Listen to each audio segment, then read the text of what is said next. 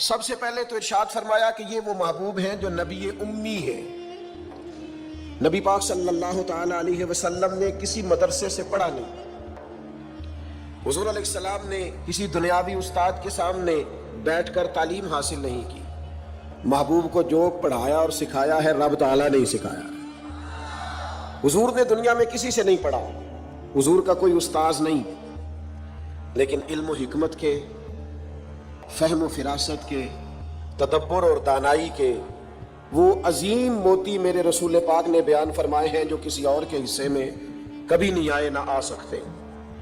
نبی پاک امی ہے، کسی دنیاوی استاد سے سرکار نے نہیں پڑھا، اور یہ بھی حضور کی نبوت پر اعلیٰ دلیل ہے کہ پڑھا کسی سے بھی نہیں، لیکن جب حضور بولتے تو حکمت کے موتی پوری دنیا کے اندر پھیل جایا کرتے اور خوشبو سمٹ جایا کرتی۔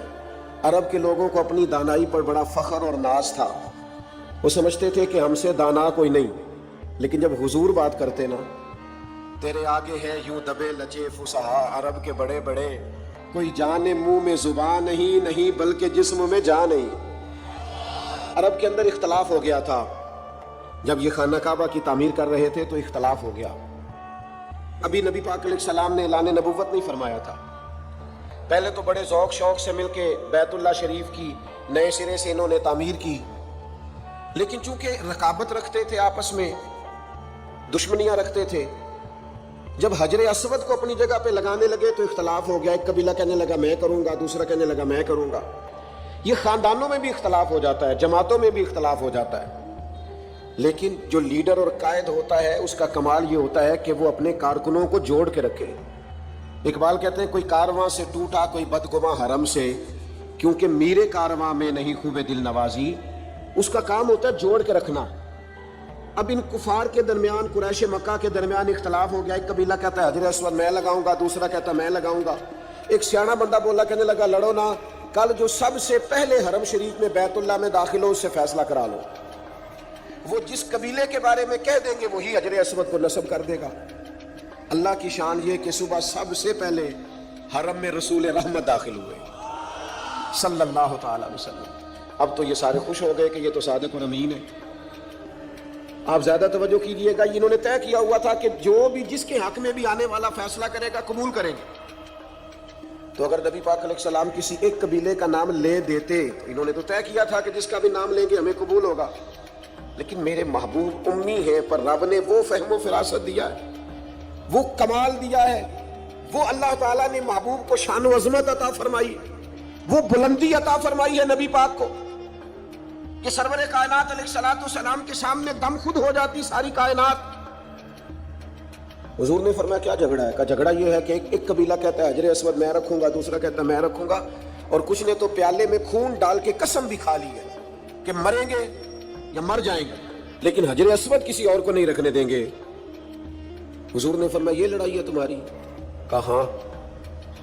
تو محبوب نے نا اپنی چادر مبارک کو بچھایا، حجر اسود کو اٹھا کے چادر میں رکھا، فرمایا لڑو نا، سارے قبیلے ہی چادر کا ایک ایک کونا پکڑ لو۔ 12 کے 12 قبیلوں نے چادر کا ایک ایک کونا پکڑا، وہ اٹھا کے لائے جہاں رکھنا تھا۔ محبوب نے اپنے ہاتھوں سے اٹھا کے جو رکھا نا حجر اسود کو، اور پھر پلٹ کر ان کے چہرے دیکھے تو حضور کے فیصلے پر سارے راضی ہو چکے۔ یہ دانائی، یہ تدبر، حضور امی۔ اور ایک اور بات بھی، ہم اپنی نسلوں کو مطمئن نہیں کرتے، ڈانٹ کے چپ کراتے ہیں۔ اگر ذہنی سطح پر کوئی سوال ابھرتا ہے، گھر میں کوئی اختلاف ہوتا ہے، تو ہمیں دلیل کی طاقت کے ساتھ سامنے والے کو مطمئن کرنا چاہیے۔ ہم کتاب و سنت کے ماننے والے ہیں، ہمارے پاس روشن دلائل ہیں، ہمیں ذہنی سطح پر ابھرنے والے سوالات کے جواب دینے چاہیے۔ اپنے بچوں کو، اپنے بھائیوں کو، اپنے قبیلے کو، اپنے دوستوں کو مطمئن کرنا چاہیے۔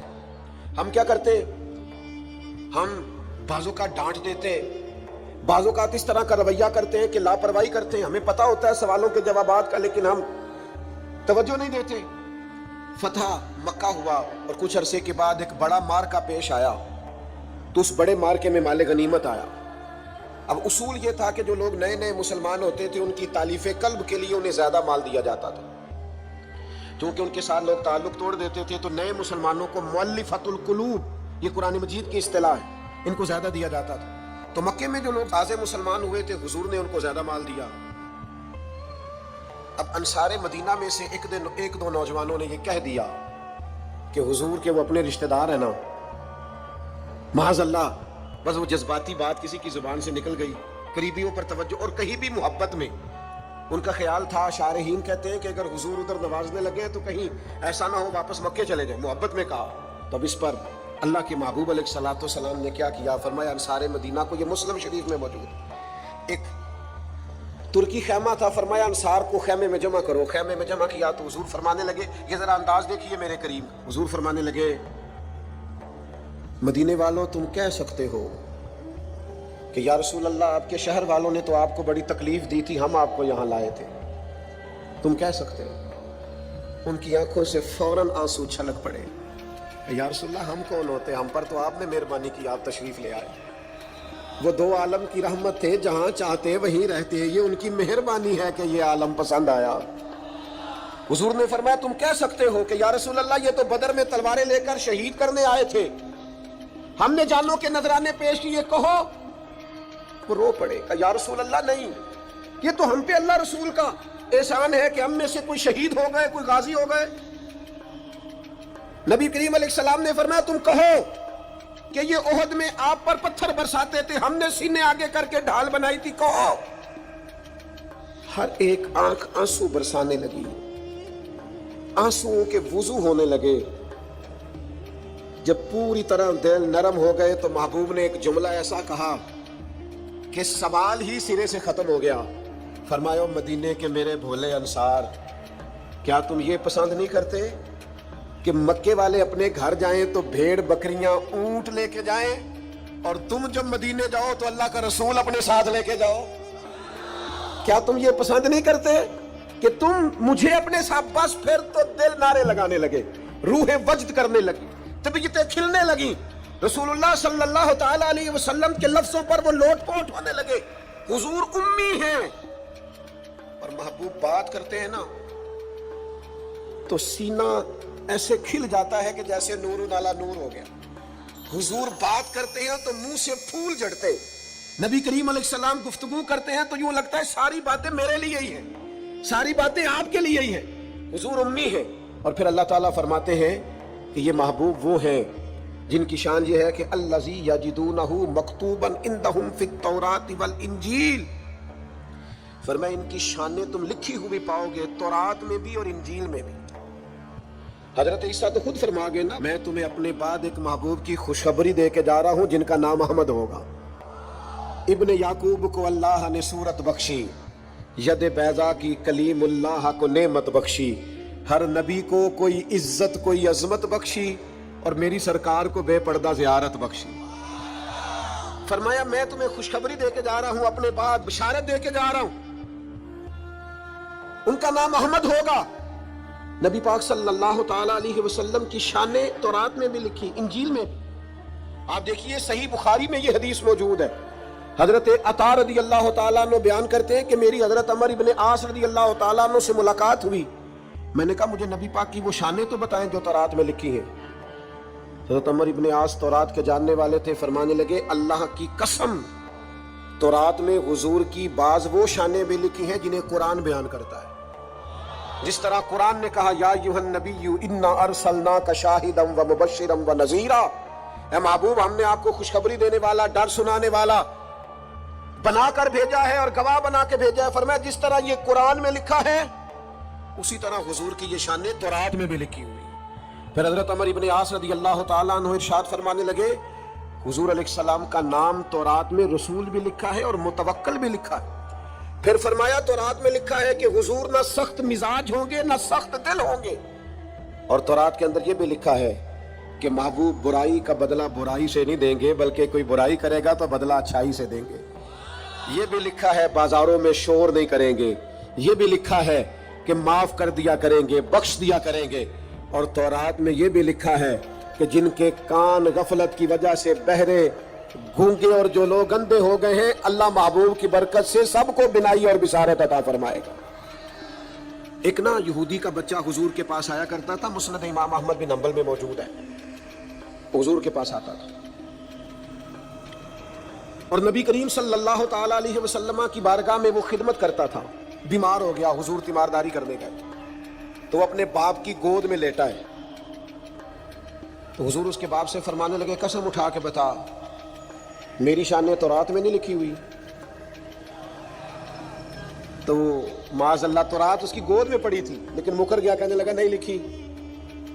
اس کا بیٹا جو اس کی گود میں تھا, جوان بیٹا, گود میں سر رکھے ہوا تھا, بیمار تھا, کہنے لگا میرا والد غلط کہتا ہے, اللہ کی قسم یا رسول اللہ آپ کی شان تورات میں بھی لکھی ہے اور انجیل میں بھی لکھی ہے. یہ بات اس نے کہی, کلمہ پڑھا, روح پرواز کر گئی. حضور اس کے والد سے فرمانے لگے تو ہٹ جا, اور صحابہ سے فرمانے لگے اپنے بھائی کو اٹھا لو, اس نے کلمہ پڑھ لیا, اب یہ ہمارا ہے, ہم اسے ساتھ لے کر کے جائیں. حضور کی عظمتیں, شانیں, بلندیاں, رفتیں تورات میں بھی موجود ہے, انجیل میں بھی. لاکھ عنوان بدل دیے لوگوں نے, تورات و زبور و انجیل میں تحریف کر دی, لیکن آج بھی جگہ جگہ جو موجود چھپی ہوئی کتابیں ہیں ان میں آج بھی جگہ جگہ حضور کی عظمتوں اور شانوں کا بیان موجود ہے. نبی پاک کے تذکرے ہر جگہ, ہر مقام پر, ہر کونے پر. خود نبی پاک علیہ السلام نے فرمایا میں تو جناب ابراہیم کی وہ دعا ہوں جو بیت اللہ کی تعمیر کے وقت انہوں نے مانگی تھی. میں تو جناب عیسیٰ کی بشارت ہوں, اور فرمایا میں اپنی ماں کا وہ گویا شانوں والا خواب ہوں جو انہوں نے میری ولادت کے وقت دیکھا تھا. حضور کی عظمتوں کا بیان. پھر اللہ تعالیٰ نے آگے ارشاد فرمایا یأمرہم بالمعروف وینہاہم عن المنکر, یہ محبوب تمہیں نیکی کا حکم دیں گے اور برائی سے منع کریں گے.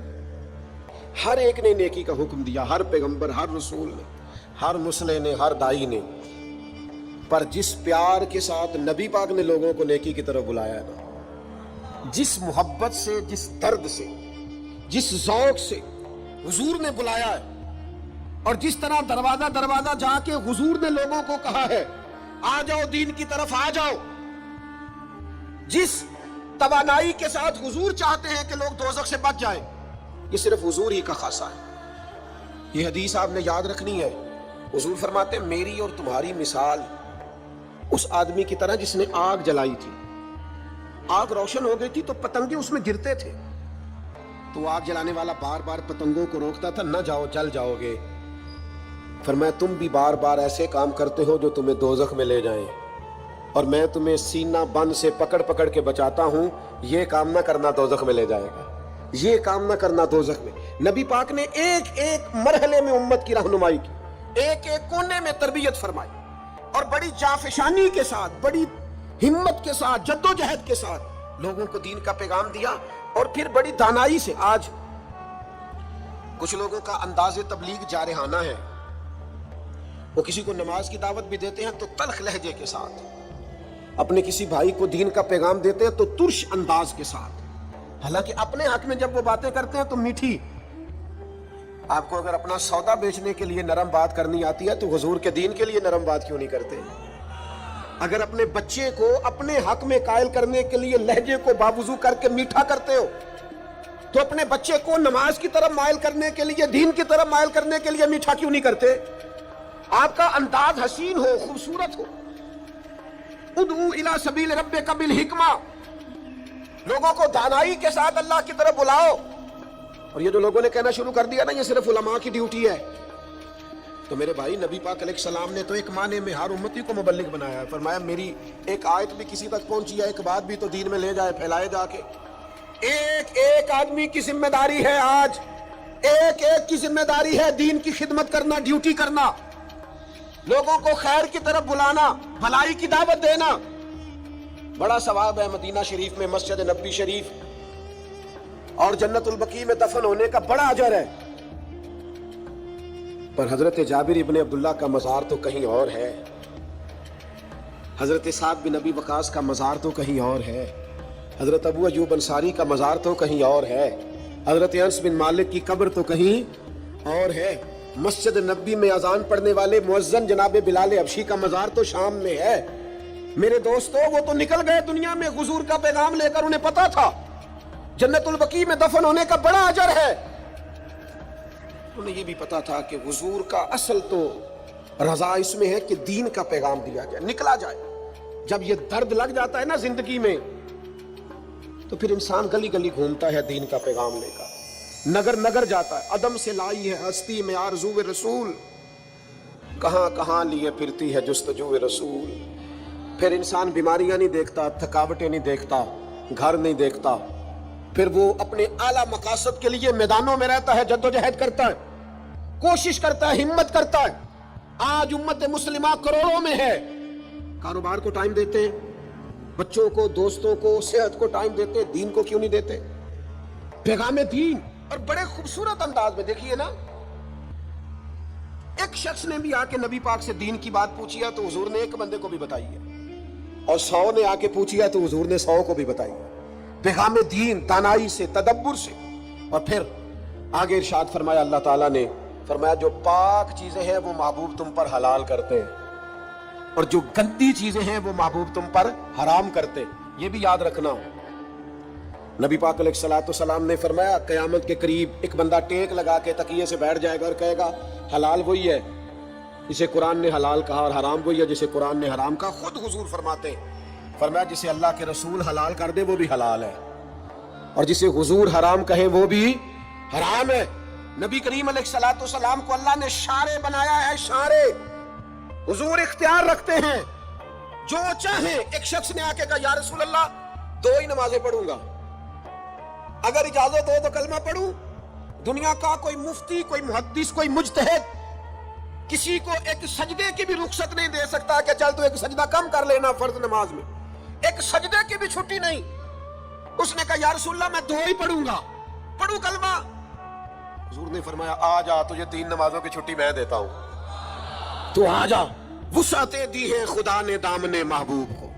فاضل بریلوی کہتے ہیں ایسے ہی نہیں، وسعتیں دی ہیں خدا نے دامن محبوب کو، قیامت میں ہمارے جرم کھلتے جائیں گے پر وہ چھپاتے جائیں گے۔ اللہ نے وسعت والا دامن بنایا ہے، تو فرمایا جو پاک چیزیں ہیں محبوب تم پر حلال۔ اور سنو میرے یارو، جسے حضور نے حلال کیا ہے وہی پاک ہے، اور جسے محبوب نے حرام کیا ہے وہ خبیث ہے، گندی ہے۔ قرآن کہتا ہے گندی ہے۔ سنو، حضور حلال کریں گے پاکیزہ چیزیں، حرام کریں گے گندی چیزیں۔ نبی پاک نے تجارت کو حلال کیا تو تجارت کا رزق پاک ہے، سود کو حرام کیا تو سود گندا ہے۔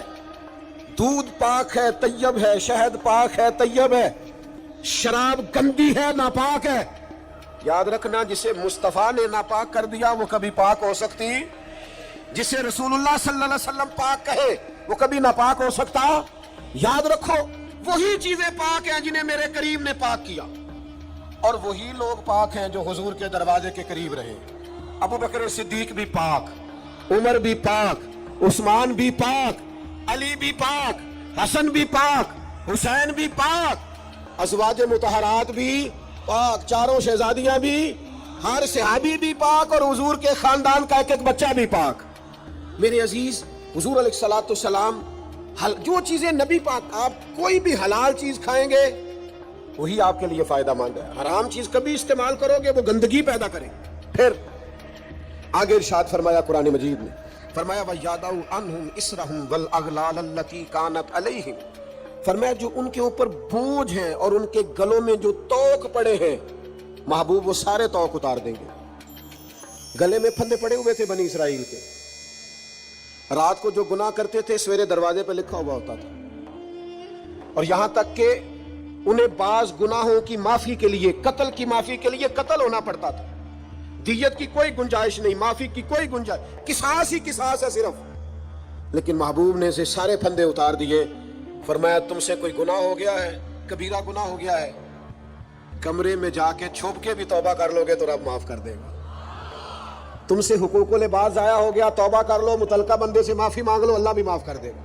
تم سے قتل ہو گیا، جاؤ اہل خانہ سے معافی مانگ لو، دیت دے لو، رضامند کر لو، اللہ بھی معاف کر دے گا۔ تخفیف کر دی، آسانی کر دی، حضور کی تشریف آوری نے آسانی کر دی۔ ایک شخص سے گناہ ہو گیا، حد لگ گئی ان پر، اور وہ انتقال کر گئے، سیاستہ میں موجود ہے۔ بعض لوگوں نے کہا اس نے کتنا بڑا جرم کیا ہے، نبی پاک علیہ السلام نے فرمایا چپ کرو، تم نے جرم دیکھا، توبہ نہیں دیکھی؟ یا رسول اللہ جرم کیا ہے، حد جاری ہوئی ہے، وہ اس حد کی وجہ سے انتقال کر گئے۔ محبوب فرمانے لگے تم مردہ بھائی کا گوشت کھا رہے ہو، اور وہ جنت کی نہروں میں غوطے لگا رہا ہے. یعنی یہاں توبہ کرنے والوں کو وہ معیار ملا، وہ معیار کہ جو دروازہ رسول پہ آ کے توبہ کر لے، حضور خوشخبری دیتے ہیں گناہگار بڑا تھا، لیکن چونکہ یہاں آ کے توبہ کی ہے تو محبوب کا کرم برسا ہے، جنت میں بتاتے ہیں وہ جنت کی نہروں میں غوطے لگا رہا ہے.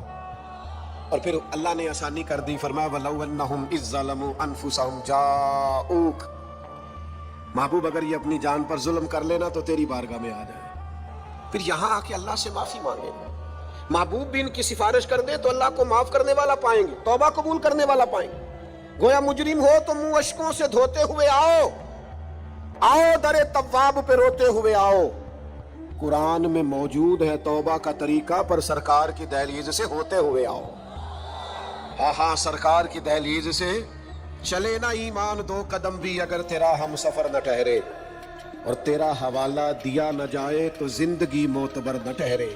لبوں پہ ایاک نستعین ہے اور اس حقیقت پر بھی یقین ہے، اگر تیرے واسطے سے مانگوں کوئی دعا بے اثر نہ ٹھہرے. میرے عزیز یاد رکھے، ارشاد فرمایا کہ تم پر جو بوجھ ہیں، جو پچھلی امتوں کے سخت احکام ہیں، وہ سخت احکام محبوب آسان کر دیں گے. نبی پاک علیہ السلام نے ہمیں جو دین دیا ہے وہ آسان دین دیا ہے، اور حضور علیہ السلام آسانی کو پسند کرتے. کسی بھی قبیلے کو، کسی جگہ قافلے کو حضور روانہ کرتے تو فرماتے خوشخبریاں دینا، وہاں جا کے خوشخبریاں دینا، اور فرماتے لوگوں کو امید دلانا، لوگوں کو مایوس نہ کرنا. ہمارے ملک میں آج کتنے لوگ ہیں جو مایوس کرتے ہیں، بری خبریں دیتے ہیں، لوگوں کے ذہنوں کے اندر ہر وقت مایوسی پھیلاتے ہیں. حضور نے آسان اور خوبصورت دین ہمیں دیا ہے، ایسا دین جو ایک ایک بات قابل عمل ہے، جس پر عمل کیا جا سکتا ہے. عزیز دوستو، آسان دین. ایک شخص نے صرف نماز لمبی پڑھائی تھی، بہت لمبی نماز پڑھا دی، تو حضور کی بارگاہ میں جا کے لوگوں نے کہا یا رسول اللہ یہ بہت لمبی نماز پڑھاتے ہیں، صحیح حدیث میں موجود ہے. تو اللہ کے محبوب ناراض ہوئے، فرمایا میں لوگوں کو دین کے قریب کرتا ہوں اور آپ یہ کیا کرتے ہیں؟ آسان کر کے. آپ دین کی تعلیمات تو ساری آسان ہے، آپ آسان تعلیمات کو کیوں؟ بعض لوگ مشقت پیدا کرتے ہیں اور مشکل میں ڈالتے ہیں. نبی پاک علیہ السلام نے فرمایا عبادت کے معاملے میں بھی، نفل عبادت کے معاملے میں بھی اپنے آپ کو آسانی دو. فرمایا جتنی دیر طبیعت اجازت دے نفل پڑھو، پھر آرام کرو. تمہارے وجود کا تم پر حق ہے، تمہاری آنکھ کا بھی تم پر حق ہے، تمہارے اہل خانہ کا بھی تم پر حق ہے. تو بھائی حضور علیہ السلام نے وہ مشکل احکام جو پچھلی امتوں کے تھے وہ اس امت کے لیے آسان کر دیے. اب کسی کے دروازے پر نہیں لکھا جاتا وہ کتنا گناہگار ہے. بڑے بڑے جرم ہوتے ہیں، بڑی بڑی خطائیں ہوتی ہیں، پر اللہ فضل کرتا ہے. بندے معافی مانگتے ہیں، اللہ اپنے بندوں کی پردہ پوشی فرماتا ہے. اللہ کر. اور میں نے پہلے بھی کہا تھا، پھر کہتا ہوں، قیامت والے دن بھی پردہ رہ جانا ہے انشاءاللہ تعالی، پردہ رہ جانا ہے. حضور کے صدقے کرم ہوگا. نبی پاک علیہ السلام فرماتے ہیں اللہ بندے پر رحمت کی چادر ڈال کے فرمائے گا یہ گناہ کیا تھا، یہ غلطی کی تھی، یہ خطا ہوئی تھی. تو بندہ عرض کرے گا مولا ہوئی تھی، اور ڈرے گا، یہ تو میرے گناہ کھلنے لگے. تو رب کریم فرمائے گا دنیا میں بھی تیرا پردہ رکھا تھا، اب بھی تیرا پردہ ہی رکھوں گا. تو حضور فرماتے ہیں فوراً جب اسے اس کی چھوٹی چھوٹی گناہوں پر اجر دیا جائے گا، نیکیوں میں بدلا جائے گا، تو کہے گا یا اللہ میں نے تو بڑے بڑے بھی کیے ہیں. اس پر بھی گویا اجر کا سوال ہی ہوگا. تو قیامت میں بھی پردہ رہ جائے گا. اللہ تعالیٰ نے آگے ارشاد فرمایا فَالَّذِينَ آمَنُوا بِهِ، وہ لوگ جو میرے محبوب پر ایمان لائیں. حضور کی ہر بات سچی ہے، ہر فرمان سچا ہے. صدق کے دل سے ظاہراً باطناً نبی پاک کی لائی ہوئی ہر بات پر ایمان رکھنا یہ امتی کا کمال بھی ہے اور امتی کے لیے ضروری بھی. اپنے دل کی گہرائیوں سے ہر اس بات پر یقین کر لیں جو حضور نے فرمائی، یقین کامل کے ساتھ ایمان رکھیں. حضرت مولا علی شیر خدا رضی اللہ تعالیٰ عنہ ایک دفعہ بیمار ہو گئے تھے. مسند احمد بن حنبل میں موجود ہے. تو بعض صحابہ تیمارداری کرنے گئے تو جناب شیر خدا کی اس نکاحت کو دیکھ کر پریشان ہو گئے. تو حضرت علی فرمانے لگے فکر نہ کرو، مجھے کچھ بھی نہیں ہوگا، اس بیماری سے میں ٹھیک ہو جاؤں گا. کہا آپ کو اتنا یقین کس طرح ہے؟ تو حضرت علی فرمانے لگے مجھے نبی پاک علیہ السلام نے فرمایا تھا علی آپ اس وقت دنیا سے جائیں گے جب آپ کی داڑھی خون سے رنگین ہوگی. معنی کیا ہے؟ مجھ پر حملہ ہوگا، مجھے شہید کیا جائے گا. ساڈے نبی دی زبان ساڈے واسطے قرآن. جو دن کو کہہ دیا دن ہے تو دن نکل آیا، اور جو شب کو کہہ دیا شب ہے تو رات ہو کے رہی. اور خدا نے ان کی زبان کو وہ اختیار دیا جو نکلی منہ سے ان کے وہ بات ہو کے رہی. اور میرے اعلیٰ حضرت فرماتے ہیں وہ زبان جس کو سب کن کی کنجی کہے اس کی نافذ حکومت پہ لاکھوں سلام. حضور کے ہر فرمان پر یقین کامل رکھے. پھر ارشاد فرمایا وَعَذَّرُوهُ، اور محبوب کی تعظیم کریں.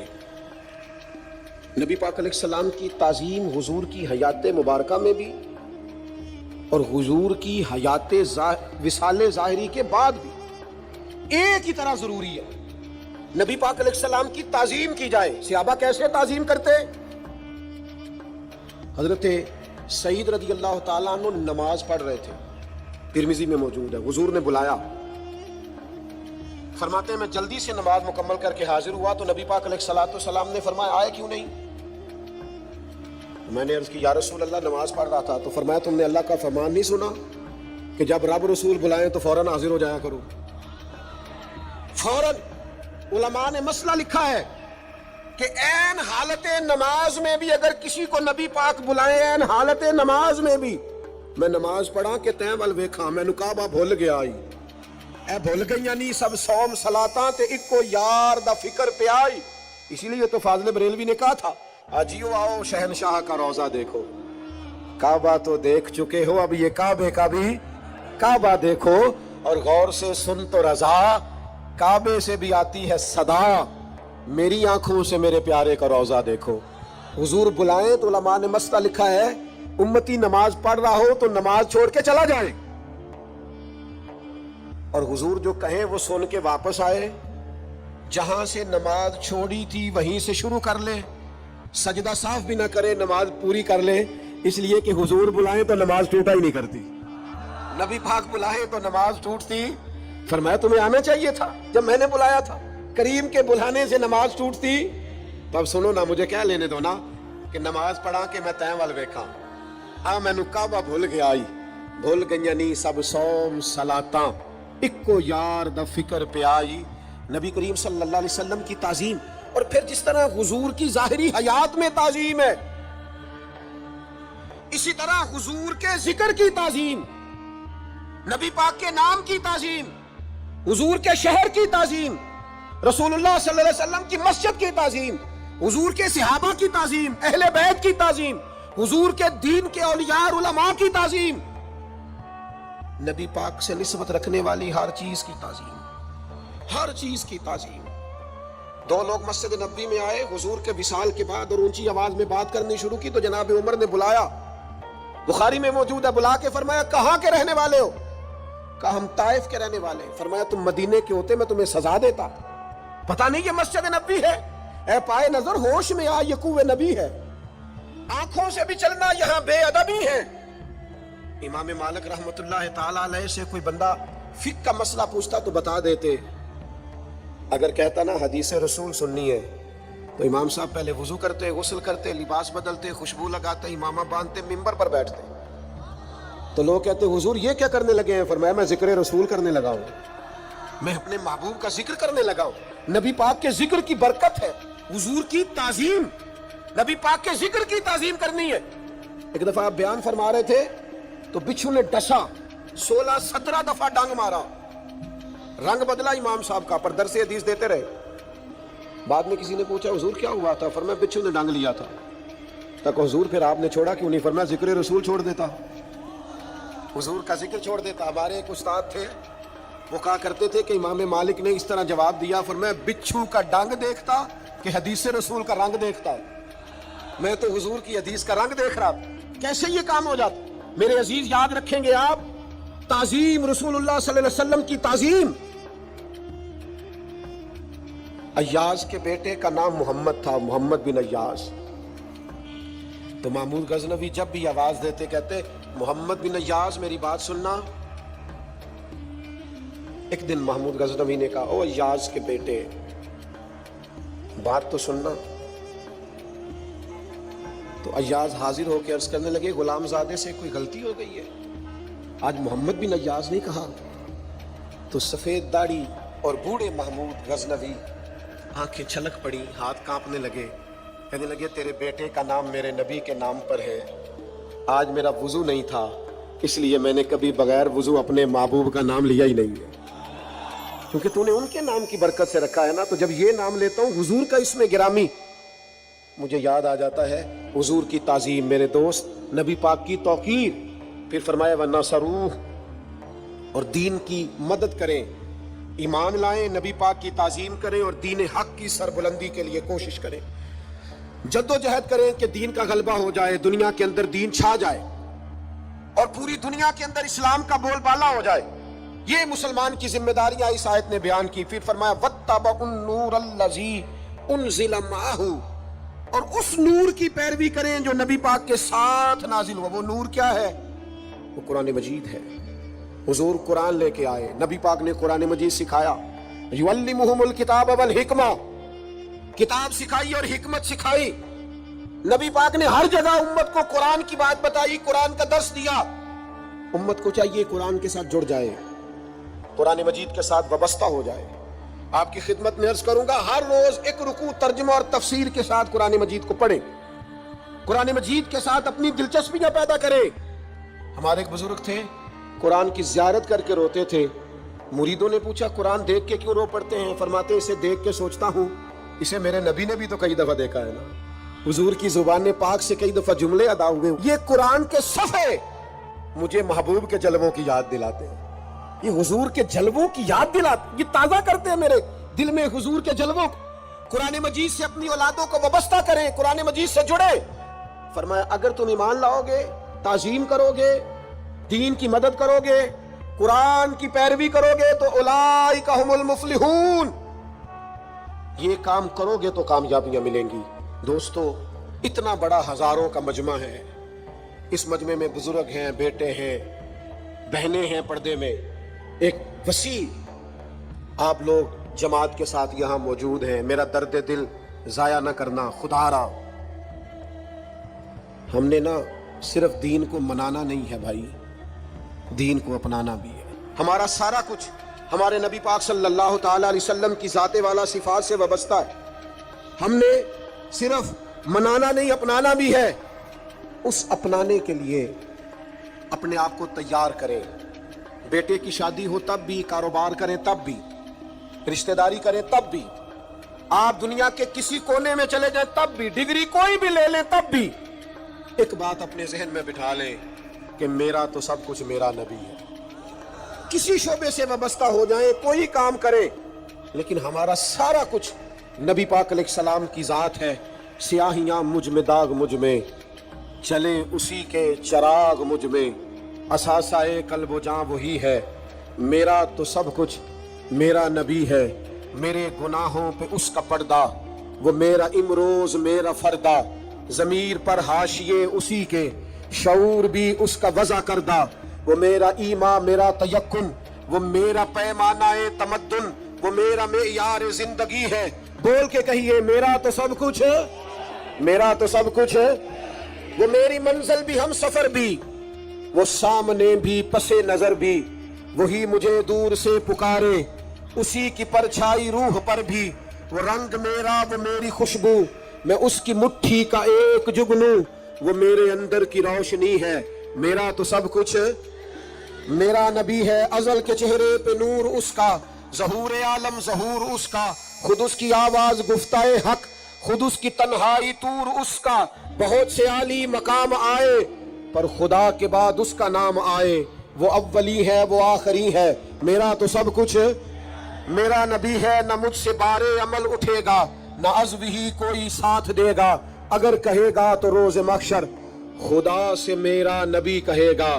سیاہیاں داغ صاف کر دے، اسے میرے مولا معاف کر دے. یہ میرا عاشق ہے، وارثی ہے. میرا تو سب کچھ میرا نبی ہے. وما علینا الا البلاغ.